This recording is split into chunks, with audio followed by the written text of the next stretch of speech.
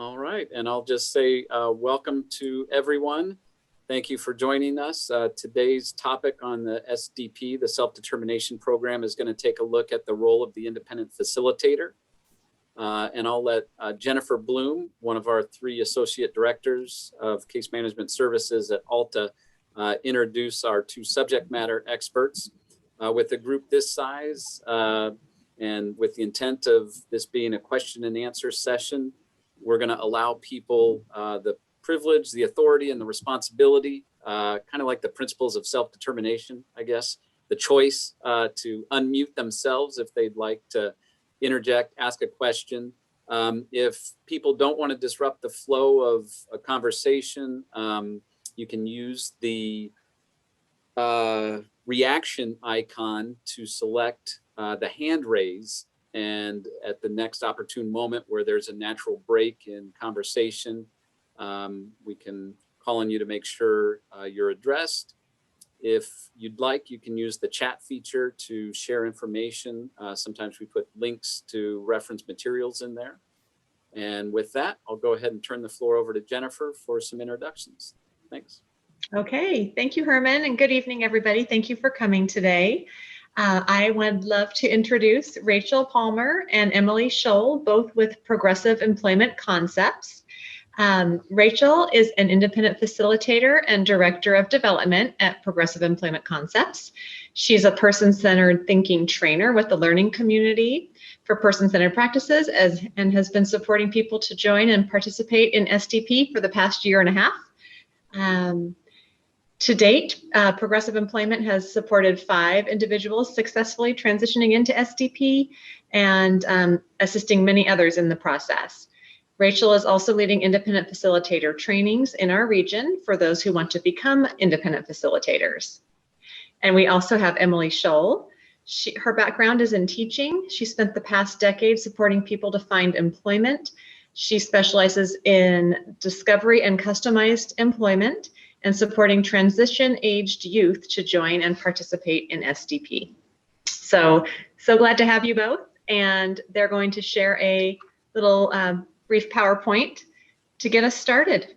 Yeah, thanks, Jennifer. Thanks, Herman. I know Emily and I are both really happy to be a part of these sessions today to talk about self-determination and share what we have learned through the process of supporting folks to join self-determination. So the topic today is independent facilitation, but we're lucky that this is a small group. So I'm sure for Emily and I, we both welcome questions about the independent facilitator role, but also just about self-determination in general.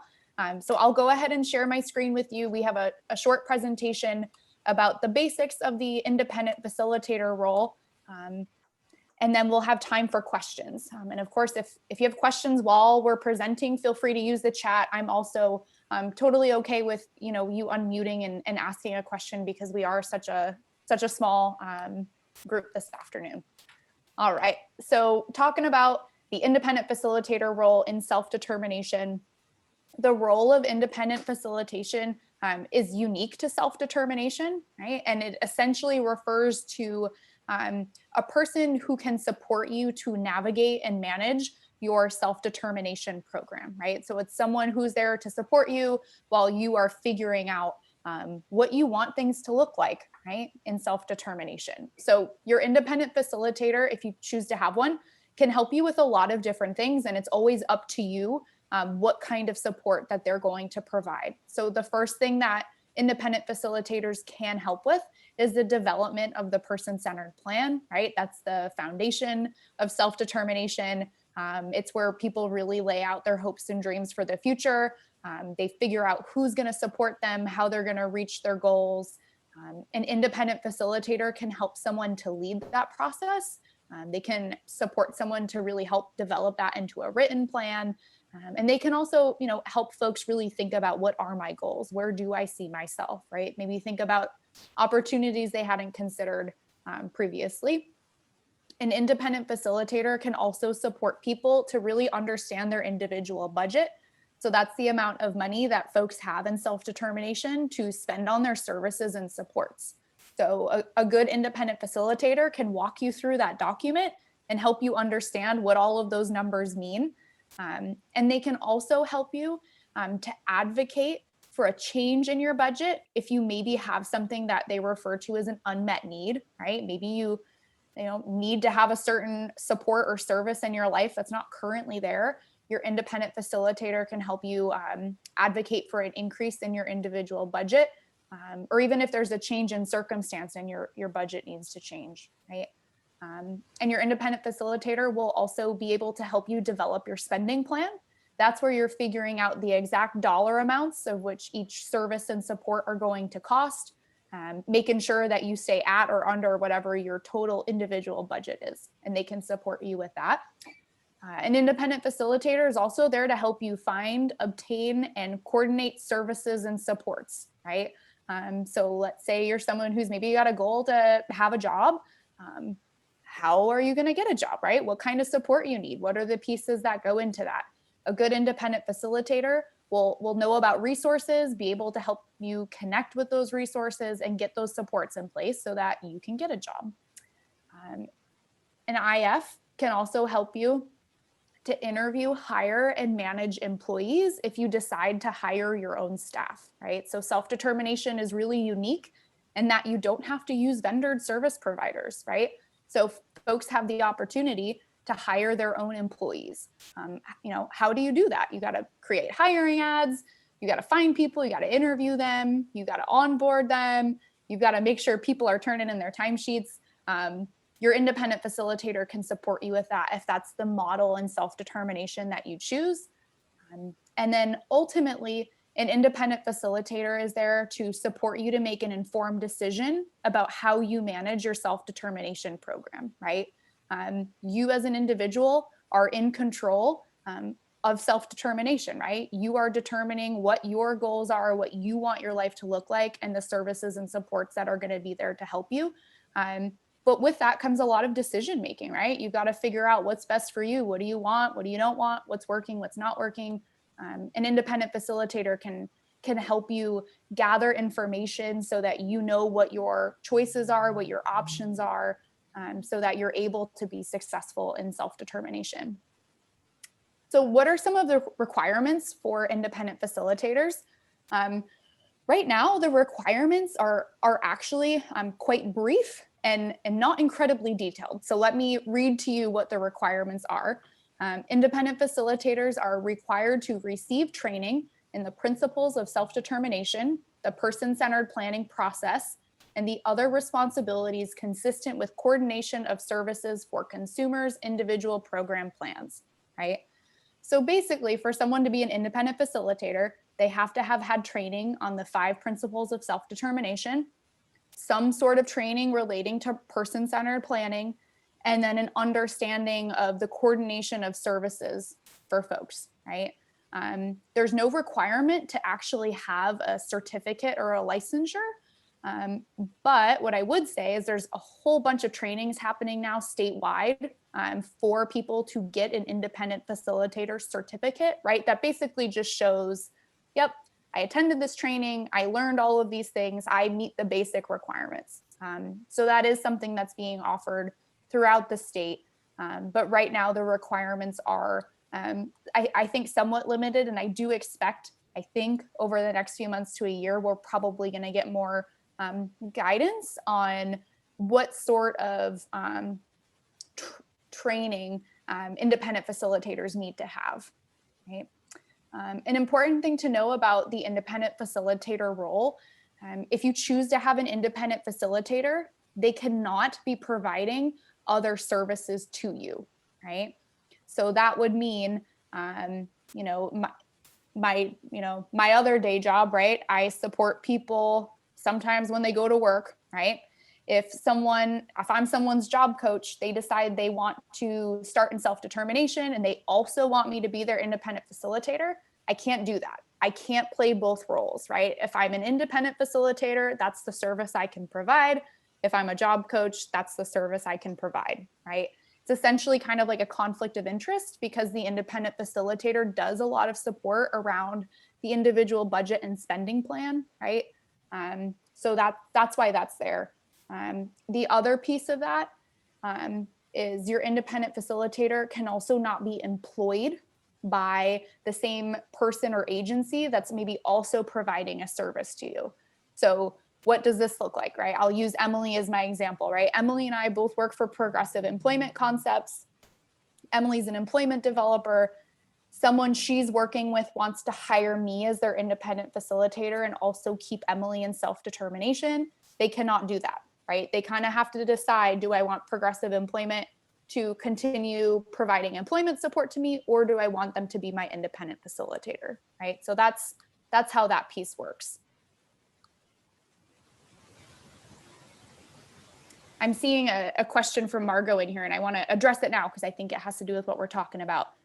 How does an IF differ from a parent or family member already receiving training to do exactly this? Also, it should be underscored that this is an optional service, not mandatory. Yeah, yep. So Margot, we're going to get to a slide where we talk about like what are some of the other things that we need to know. And yes, right, independent facilitators are optional, and parents absolutely, and other family members already play the role of independent facilitators, right? And parents can be independent facilitators, right? It really just gives a title, a specific title, to that kind of support and self-determination. Okay. So things to know, right? That first piece that Margot brought up, independent facilitators are optional, right? You do not have to have an independent facilitator, right? You might feel incredibly confident in managing things yourself, and that's great. You might want to just continue to work with your service coordinator, right? Maybe they know you really well. They're a great resource. You don't feel that you need an independent facilitator. That is up to you as a person, right? You can also have multiple independent facilitators. Maybe you want support, from an independent facilitator in one area, but you don't really want that person to be involved in this other area of your life. You could have two different independent facilitators. Right? The independent facilitator role can be a volunteer position, or it can also be a paid position. If it is a paid position, the funds for that come out of your individual budget, right? So the amount of money that you have to spend in self-determination, that pays for your independent facilitator if they're going to be providing ongoing support to you in self-determination. So when people, make the decision to join the self-determination program, right? The first step is the person-centered plan, working on the individual budget, developing the spending plan. Independent facilitators can help with that. And there is specific funding available for that. So for folks who were selected in the lottery by the Department of Developmental Services, those folks have had access to $2,500 to fund that initial person-centered plan and really just support to get started in the program. We heard last week with the May budget revise that there will be funding available for all of the other folks in our state who weren't part of that lottery.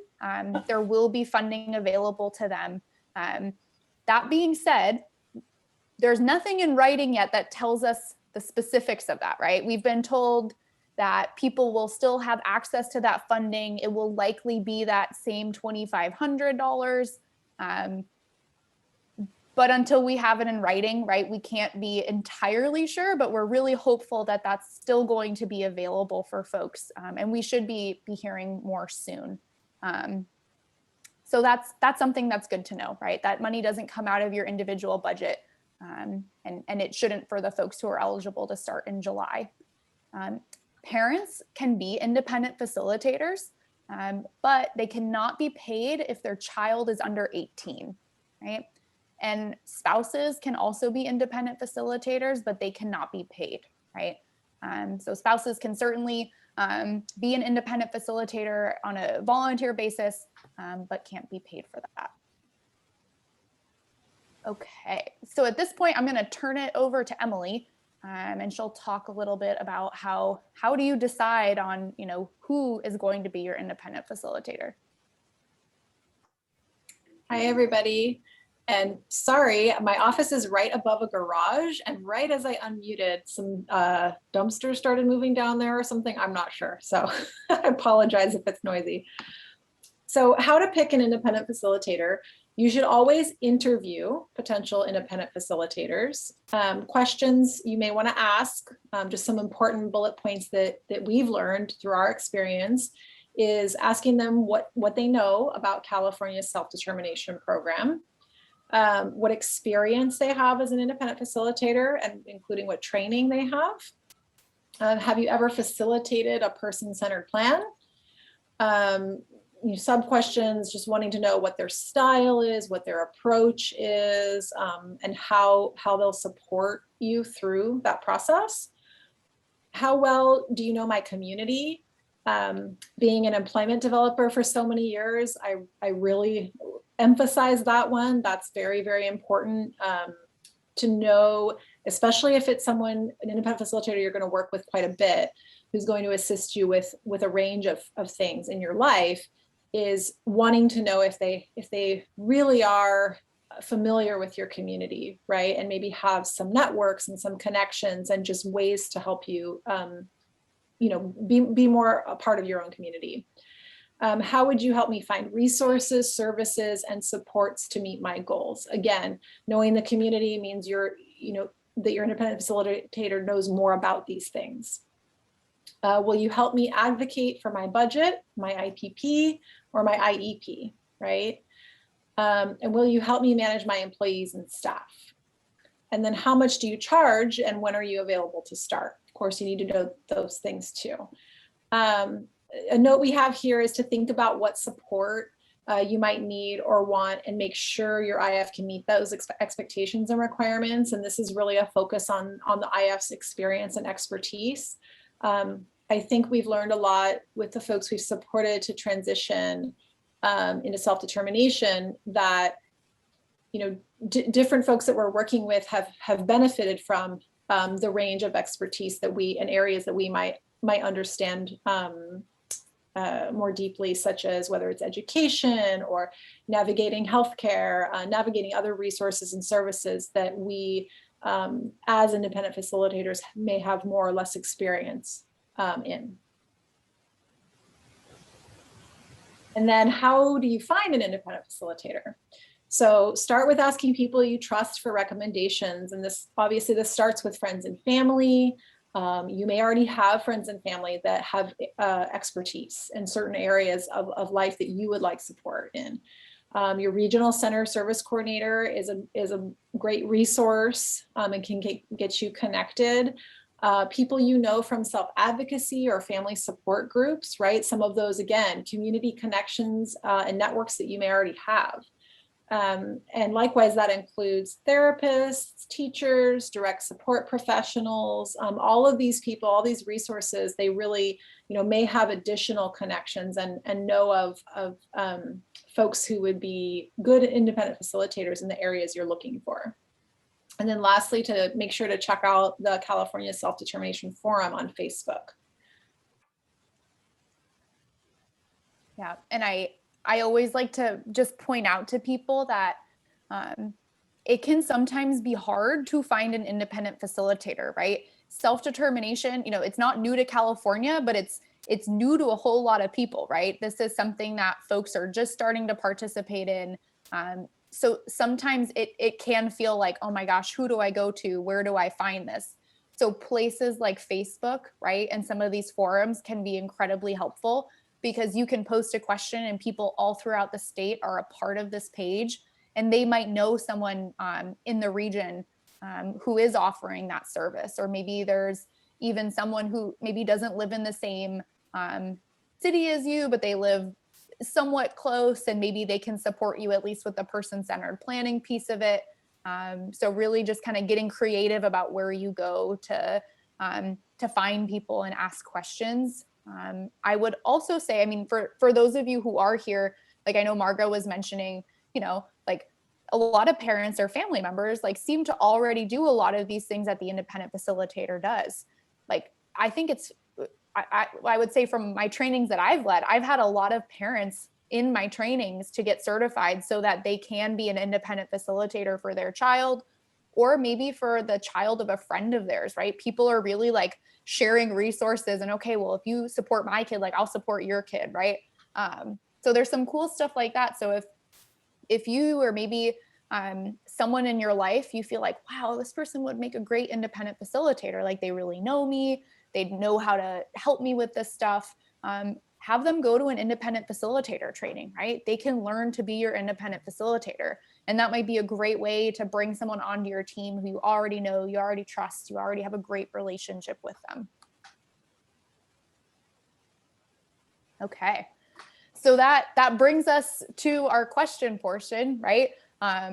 Went a lot just about, basics of the independent facilitator role, and would love to answer any questions that you have. I'm going to stop sharing so we can see each other's faces, but feel free to use the chat or unmute with any thoughts or questions you have. Thank you, Rachel. Thanks, Emily. Thanks. I have a few questions, or Sure. I see someone's ahead of me. Oh, you're very polite, Karen. And Margot, I think, did just beat you by a hair with a hand raised icon. So Margot, if you'd like to unmute. Oh, yes. Hi. Can you hear me? Yep. Hi, Margot. I think, okay, one sec. I think the clarification between an IF and a service coordinator should be ironed out. I think mainly because I feel like the service coordinator was doing a lot of the same things that you were discussing prior to a client moving over to self-determination. Is that just so that the service coordinator is removed from having any type of like fiduciary role with the client? And also, if we were to pay a IF, what would be the fee amount, like the range? Mm-hmm. Sure. So to answer your first question about, I guess what's the difference between the IF role, the service coordinator role? What does that look like? The service coordinator still plays an important role in self-determination, right? They're still a part of somebody's team. They are able to support with the budget, right? If you have an unmet need, you are working really closely with your service coordinator on, okay, what does this budget need to look like so that I can reach my goals and I get the services and supports I need? And the independent facilitator can sometimes help someone advocate, right? So, I think the vast majority of service coordinators are definitely in tune with what folks need. But sometimes, right, some service coordinators also have really large caseloads, and they maybe don't necessarily have all of the time to sit down with someone and do the person-centered planning and really figuring out, okay, what am I asking for? What does the budget need to look like? So that's kind of how the independent facilitator role fits in with the individual, and then also that service coordinator. I do also know, I'm not sure about Alta, and maybe Jennifer or Herman could share. I have heard at some regional centers, service coordinators are maybe not able to participate in certain parts of self-determination when people are maybe negotiating rates with potential service providers or employees. I don't know if that's the case here. I haven't seen that yet. But I have heard that maybe that's come up for some people where maybe they don't have an independent facilitator, but they need to negotiate a rate with the service provider, but the service coordinator can't do that. Jennifer, did you have something to add? I see you unmuted. Yeah, only because I agree with you. I've not come across that yet either, where a service coordinator was asked to negotiate rates. I can see some sensitivity around that and being mindful about that. Herman, do you have anything to add? No, that would be an interesting dilemma. And Yes. in terms of, I appreciate what Margot said about feeling as though service coordinators already did kind of tackle a good bit of what the role of the independent facilitator is responsible for, given that it is new and unique to the self-determination program. And it has and will remain, I think, a service coordinator responsibility to support clients and participants in SDP in navigating and accessing generic resources. But what's unique about the independent facilitator role is that it opens up the entire world of possibilities of contracting with funded providers that didn't exist before. So not navigating Medi-Cal, not navigating IHSS, not navigating a school district, not looking at regional center vendored services, but the world is your oyster. And that's where I think the challenge comes with high caseloads and the amount of time that a service coordinator can commit to a single individual participant in the self-determination program. If it's someone who wants, a handful of services and they're looking to kind of negotiate with maybe some existing regional center providers, which is an option, but using their services in a more creative way, that probably doesn't require a whole lot of legwork, pounding the pavement, beating the bushes, drumming up business. But if someone's got a real creative, I want to become a chef and I want to find someone who knows how to cook French pastries and I don't know where to begin, a service coordinator isn't going to have any more time than anyone else to begin that search process to find the special person to bring in as a funded provider. And that's where they might need to be directed to someone who does have the time to commit to explore where you might find those resources, someone with an expertise in a particular skill area like Emily with employment and so forth. And Herman, I'd just like to add on, I'm Vicki Smith and I'm a manager at the regional center and I manage service coordinators. And, when I look at this program, and we've been talking about this program as long as I've been at the regional center, which is like 30 years. And so I've kind of watched how it's evolved. And I really feel like it really is a creative model where you're really wanting the individual to go out to the bushes and rustle the bushes and pull out stuff that we haven't been successful at. That's the reason why we're doing this, is because the traditional services haven't met many families' needs. And so when you start asking a service coordinator to do stuff, it really is a different, it's very different. And what I've told my service, is we're going to be there. We're going to be supportive, doing all that we've done before and even coming up with ideas. But when you're talking about getting out there and doing stuff in communities, trying to do, those are things that service coordinators have not done. And they may be doing that with you, and in the middle, they may have 4 or 5 other people that are in the middle of a crisis, and that's going to take their priority. And so I think it's just something a family needs to consider when they're wanting the service coordinator to do that, because service coordinators have high caseloads, and they've got a lot of people pulling them in emergency situations. Usually, will take top priority, and so I just think it's something families really need to be aware of and consider. And Margot, we're not going to forget the second part of your question about the fee, because Rachel's already got a great response to that. I heard this afternoon. And Karen, we're not going to forget that you've been waiting patiently either. So, yeah. So for the second part of your question about like how much does an independent facilitator cost? What are the rates? It varies, right? It can be a volunteer position, so maybe it's $0. For independent facilitators who are charging, what I've seen just anecdotally statewide from other independent facilitators that I know, the rates are typically anywhere between $50 to $150 an hour. And it's based on skill, experience, qualifications. The example I shared earlier today, I know some attorneys who are acting as independent facilitators, right? Oftentimes people are hiring them because of a specific need, right? They really need some help, navigating something, some sort of system. Maybe having an attorney as your independent facilitator is really important to you, right? An attorney is going to charge you more, right? So it really varies, but the rates in self-determination are all negotiable, right? There's no set rate for independent facilitation. So it's really a conversation between an individual and whoever it is they want to hire. What do you charge? What am I willing to pay? What am I asking for? Is that an appropriate cost? And there can be back and forth. So it's really up to individuals to work with someone to set those rates, or or maybe someone's just volunteering. Yep. Yeah, Thank Vicki, you, Rachel. just sorry. So, Vicki, as what you were saying about being the one in charge of shaking the tree. So I used to work for a boutique financial brokerage firm for over a decade.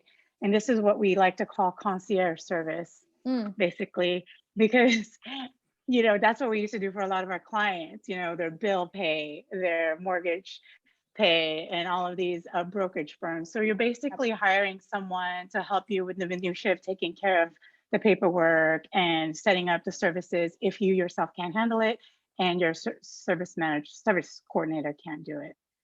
Okay, my last question to you, Rachel or Emily. Can you talk about that $2,500 fee again? I was Sure. away when you had said that it was extended, and what was that covering exactly? Sure. So the support to get started in self-determination includes someone creating their person-centered plan, getting their individual budget certified, and creating their spending plan and setting up their services and supports. That can be paid for folks who were selected as part of the lottery where DDS pulled names.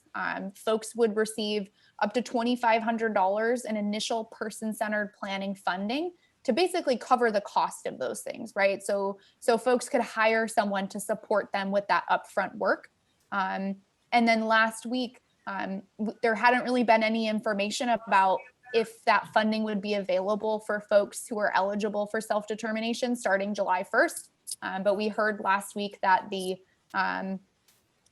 May revise included funding for folks in self-determination for that initial support to join. And what I was saying is we don't know the specifics because it's not in writing yet. But at the meeting I was at with the Department of Developmental Services last week, Nancy Bargman did say that that initial person-centered planning will still be available, and it should be very close to what folks have now, which is that initial $2,500, and that they would still be utilizing the 024 reimbursement service code, which doesn't really matter to most people, but it's sometimes helpful, I think, to know the terminology. So that support is still available to people. So, hopefully everyone's going to have access to that initial $2,500 to get started. And then once you're actually in self-determination, if you decide you want to have an independent facilitator ongoing, that's when you're figuring out what the monthly cost is, and you're including it as part of your spending plan, and the money to pay for that comes out of your budget.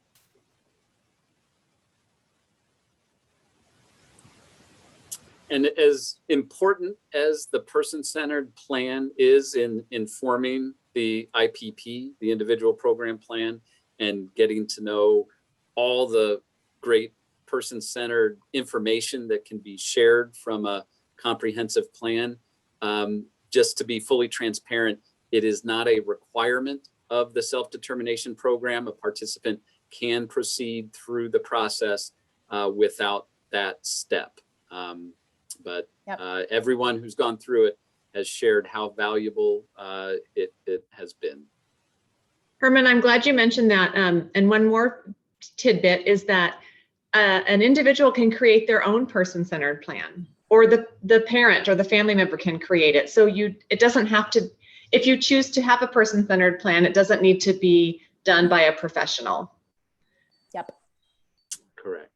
Yeah, and I see Kadada's got her hand up, but Karen was waiting patiently. So I'm going to allow Karen, and Kadada gave me a thumbs up. Thank you. I appreciate it. And we will certainly get to you and give you an opportunity to be Thank addressed. you. Let's see, I'll try not to ask too many questions at once. Can you talk about, first of all, so our hourly rates for an independent facilitator are $50 to $150 an hour. Can you talk about what you have seen as the range of hours for that initial startup phase, where you're putting the budget and identifying providers and all of that stuff? What kind of hours are you seeing are often required for a self-determination participant versus ongoing? And can you as an independent facilitator get paid for that $2,500 person-centered planning function? Or is that one of those things where you're not allowed to get paid for that service? Sure. I'll start with your last question first. Yes. If you're an independent facilitator and you're supporting someone with their person-centered plan and the support to get started, you can submit an invoice, right? Once you're done with all of that support, to receive that payment, right? Okay. For that initial $2,500. So as an agency, what we are finding is the startup, right? The getting started in self-determination hours wise, we budget about 25 hours of support to help someone get started. That being said, I've worked with one individual who has recently out of school, has a whole lot of unmet needs, right? Because transitioning from receiving services through school, now you're with, adult services, working with the regional center. There's just a lot of work to be done with this person's budget and getting things set up because, this person and his parents are so new to everything, right? So it's taken a lot more than 25 hours. But I think in general, that's what we look at.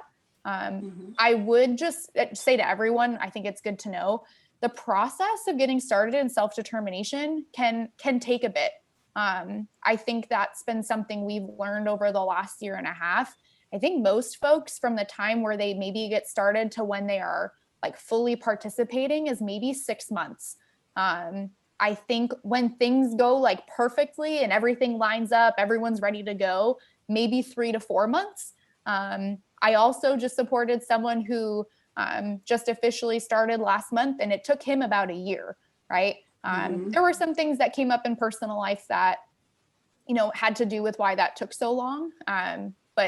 But it can take some time. So I know for Emily and I, sometimes it's 25 hours, but it's over the course of 6 months, right? Or maybe it's 50 hours over the course of that time. For ongoing independent facilitation, it totally depends. We have some people who've only wanted to hire us to support them to get started. And then once they're set up, they feel really confident that between them and their family member and their service coordinator, like we've got this, right? We know what we're doing. We feel good. So some people don't have any ongoing independent facilitation support.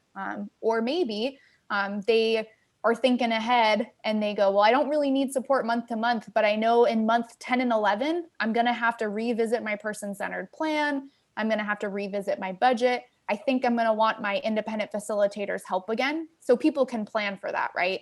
Maybe in those last few months of the year, you have them come back to your team. But I would say we have people right now who want ongoing independent facilitation, probably ranging from 2 hours to 10 hours per month. Just depending on the level of support that they are needing. The one person who we work with has that 10 hours a month. It's because this person maybe doesn't have anyone in their life who is available to support with these things. So they really rely on their independent facilitator to help them with the decision-making and the problem solving and the managing and coordinating of things. But it really varies. Okay, great. I'm going to let Kadada step in and then I'll come back. Great. Hello. So I just wanted to speak to Herman's point and get clarification. I know that you said that the person-centered plan is not a requirement for our regional center. However, I do know that person-centered thinking practices or person-centered thinking strategies are required to be utilized by the participant in order to I guess, produce what their wants and needs are. So how would they prove to you if they don't have a person-centered plan, like an actual tangible document, whether it be a one-page description or a Liberty plan or whatever, there's tons. But if they don't have that tangible document, how will they prove that they utilize those strategies in order to produce the result, if that makes sense? Well, the IPP document that has been in existence even prior to self-determination program has a requirement that it uses a person-centered approach and philosophy and development, that the client's voice leads the conversation. So the presence of an IPP, an individual program plan, absent a Liberty plan or a one-page summary would suffice. Now, proof, a piece of paper isn't proof. You could have a Liberty plan and still not have developed it using good person-centered practices. So the proof is really the outcome, going through the process, the satisfaction and the honor and respect that's given to the client voice in the development of ultimately the IPP, because the IPP doesn't go away. That person-centered practice that could be accompanied by a person-centered plan informs the development of the IPP, which has always required and will continue to require a person-centered philosophy and approach. So proof would be, I guess, take their word for it. Anybody that wants, there'll have to be a level and degree of trust, but anybody that wants to challenge whether or not a person-centered practice was truly applied would certainly hopefully have their voice heard, and whatever objection they raised as to what was missed in terms of honoring and respecting the client's, those 5 principles of freedom and choice, would circle back and capture that before implementation, or certainly even throughout the process with monitoring of success. Okay. So we would leave it to the service coordinator to make sure that it's documented on the IPP. I wouldn't put it all entirely on the service corps. I mean, I think collectively the planning team would want to ensure that we're honoring a person-centered approach within our system and in serving every client that we work with, regardless of self-determination program or traditional service delivery.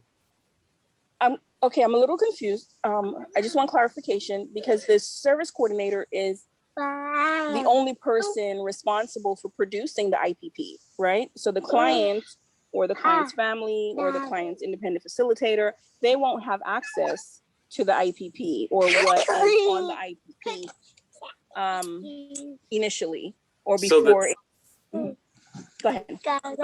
The service coordinator certainly has the responsibility to go back to their desk and type the IPP. That's always been something that the regional center has accepted as a practice.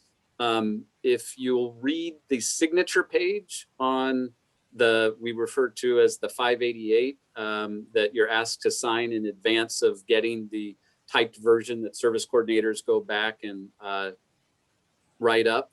It says that if there's anything included in this document that is not agreed upon by the planning team, you're advised to reach back to your service coordinator and let them know. I'll share it. I had an IPP go out to a person who was visually impaired, and the service coordinator had written that they use a cane because they used whatever, I'm blanking on the official term for the device that people with visual impairment use to navigate their surroundings with a stick to tap. But the person didn't like the way it read because they felt it made it sound like they had ambulatory difficulties and required a cane for support. That wasn't person-centered in terms of the language choice that was used. That IPP came back to us. They said, I don't want my IPP saying that I use a cane. I don't use a cane. I use and again, I'm blanking on the term, but easy enough fix. And I've had folks who have done a more comprehensive, thorough review of the IPP with major edits that come back to us that say, I didn't like the way this sounded. It doesn't reflect and represent. And that was always the last thing I said as a service coordinator working with clients and families was, I'm going to go back and type this up. You'll get a copy. If there's anything in it that looks different than what you feel we discussed and agreed upon here today, pick up the phone, give me a call, let me know, and we'll work towards a solution. So okay, one last point. I get what you're saying.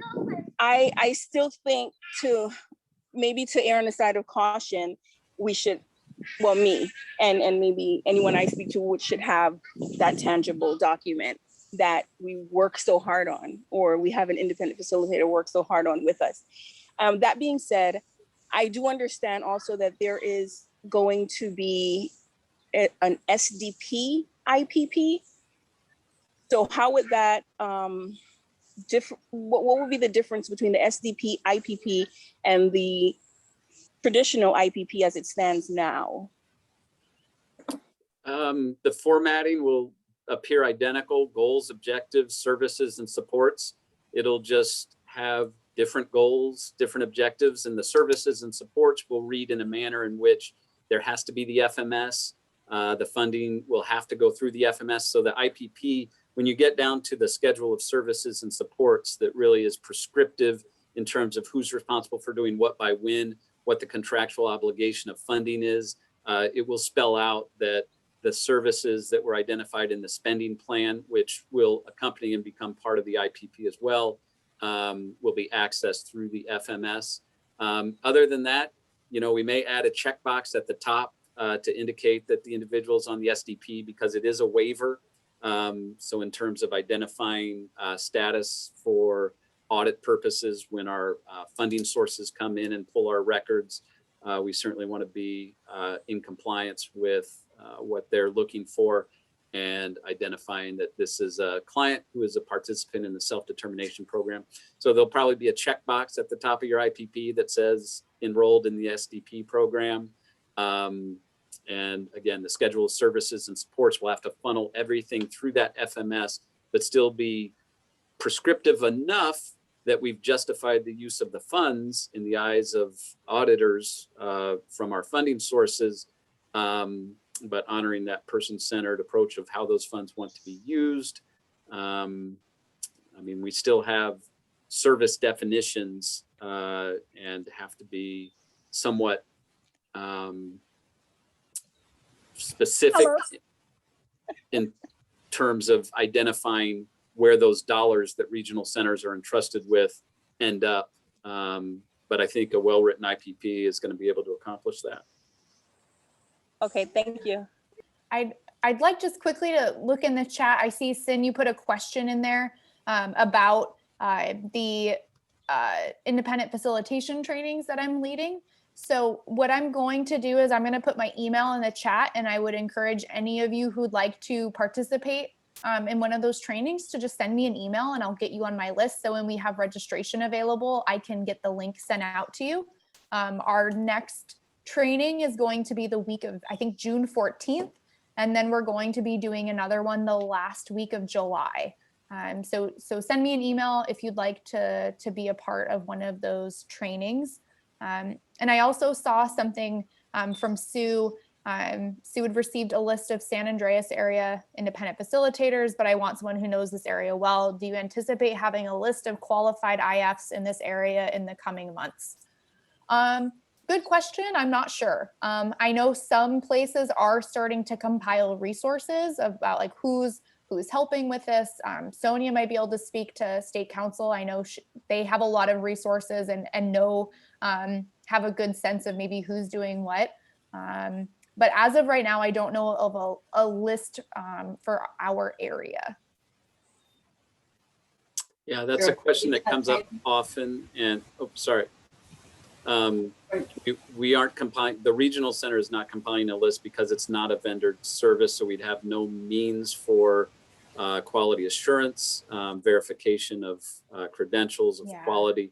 The groups that are run by outside organizations on Facebook have been advised as some resources to try to find those independent facilitators. Yeah, and I do think there's been somewhat of a kind of just hesitancy to create a list, right? In self-determination, we want, it's just an entirely different approach, right? We don't want to give people a list and say, okay, this is who you can pick from, right? We want people to think creatively and really go within their community and their networks and find people who are doing things. But I think the challenge with that, especially now, is self-determination is so new. It's really hard for people to know, like, where do I even start with this? So I can, I certainly understand that people are looking for some sort of compilation of names or resources of some sort. Yeah. Yeah, and I'm happy to address that real quickly, and actually shared some information with Sue already. Excuse me, yesterday. This is my list. If you can see, it's on a sticky note and it has 4 names on it. Rachael, Emily, Mina, and Benita. So that's our list for our area at this point that I know of who have gone through training and who have said that they're willing to be an independent facilitator.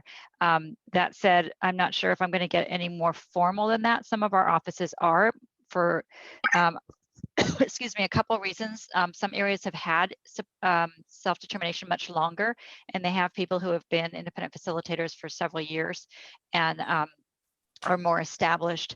We're pretty new in this area, so we don't have a lot of people. We have people who have gone through training but aren't sure yet if they're going to be an independent facilitator. I'm not comfortable making a list of people who went through one training and have never helped someone through the process.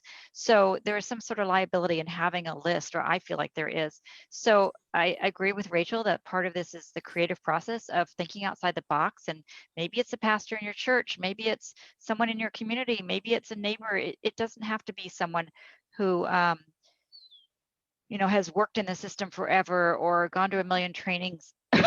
Sorry. So I'm a little bit hesitant to create much of a list right now. That said, there is a group called the Independent Facilitator Network that is setting up a website where independent facilitators will be able to register on there and put their information and say what age of individuals they want to work with, what languages they speak, what topics are their specialties, employment or housing or whatever, what their experience is, what their training is, and so on, what areas they're willing to serve. So that is developing. So there will be an online source.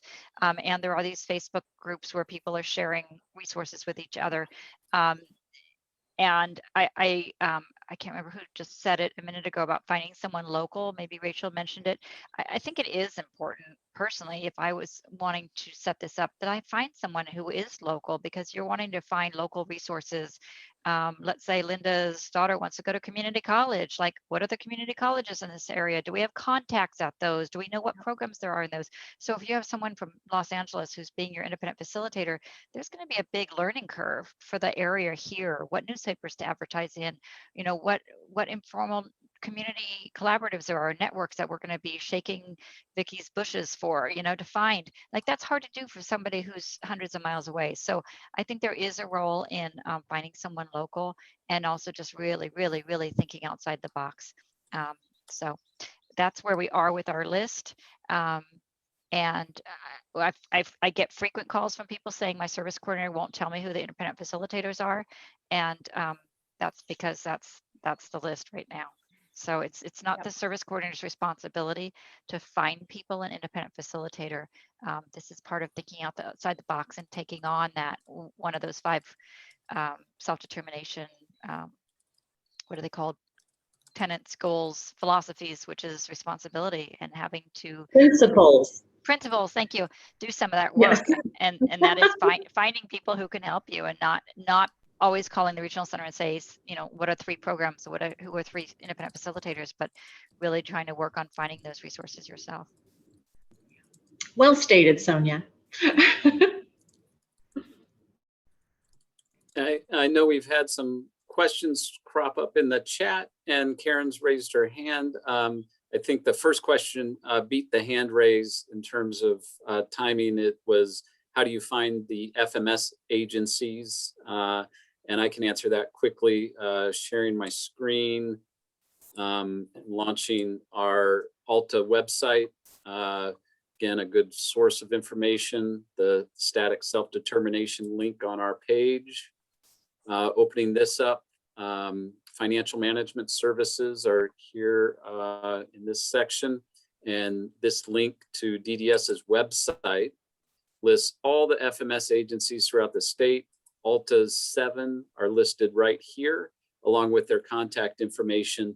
And even if you're not at present going through the self-determination program, there would be nothing stopping you from picking up the phone and connecting with any one of these 7 FMS providers engaging with them, asking questions, getting a sense of who you liked, who might fit your needs.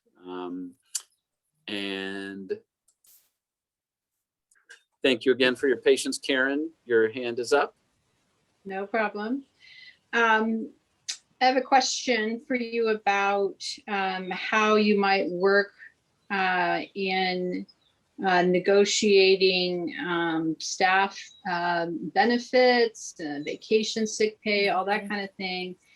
And then also, you know, one of the benefits of working with an agency is they have a number of employees. And in theory, anyway, they are better positioned to provide backup staff if one of your staff suddenly gets sick or, you know, suddenly quits or something like that. And I can just foresee that this would be a major challenge under self-determination if you have to, you know, go back to the get authorization for funding to sort of start up all over again with the hiring process and so forth, or do you have like a reservoir of resources for backup staffing purposes? Thanks.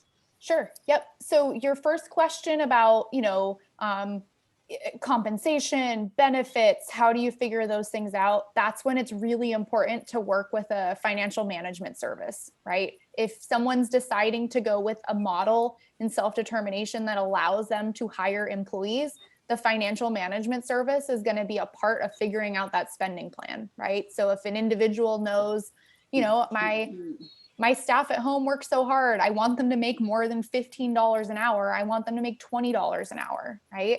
That individual works with the FMS to figure out, okay, if I'm paying people $20 an hour, what, you know, how much is it going to cost me when I add on workers' comp and maybe liability and overtime? Do I want to offer them vacation time, right? And the FMS is going to help you figure out what that actual cost is going to be to you.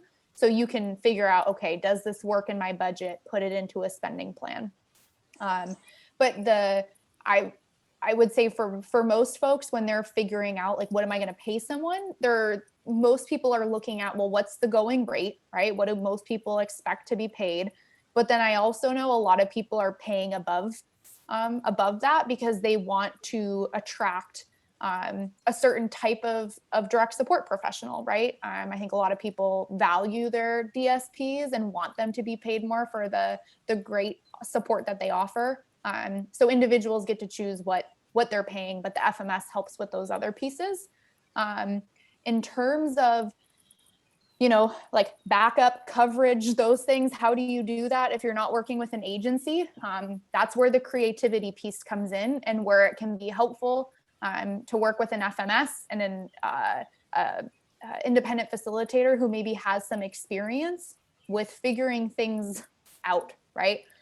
So I can share, I know there's an individual in Southern California who had a really terrible time with home staff agencies.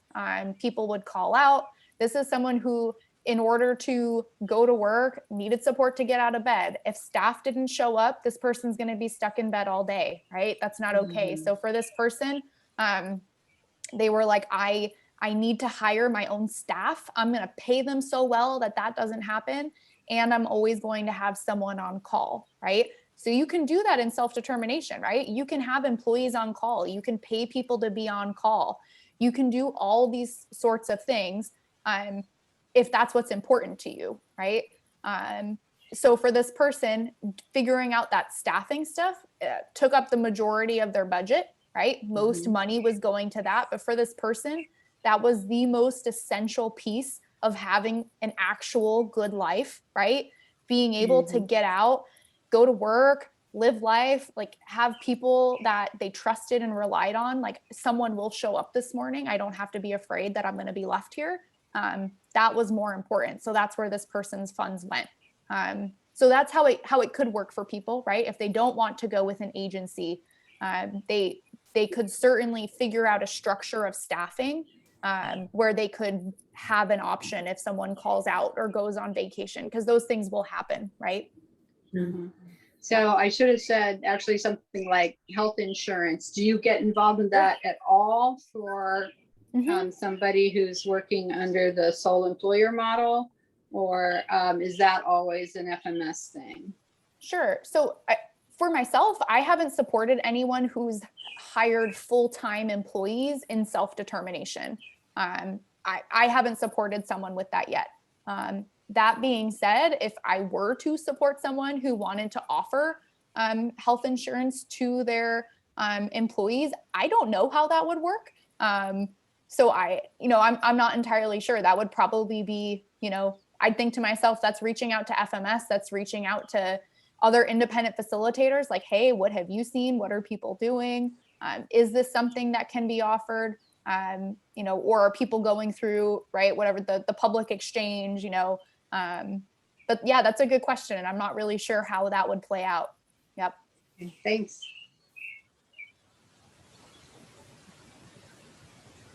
Thank you, everybody. I hope you sign up for our next session. It's Success Stories in 2 weeks. And then we have just general Q&A where I think that's going to be really nice after that, just to ask any question about any aspect of SDP. So Rachel and Emily, you've given us a lot of great information. And thank you for sharing the slides this afternoon. We can share the slides from the presentation to this group here, so you have everything. And then one last thing I wanted to say, Margot, I noticed in the chat you asked about the self-paced IF training, and it's also on the altaregional.org website. We have, if you go to the self-determination section and you scroll down, you'll see the self-paced independent facilitator training. It's the same one that Sonia's talking about. Thanks, Kidada.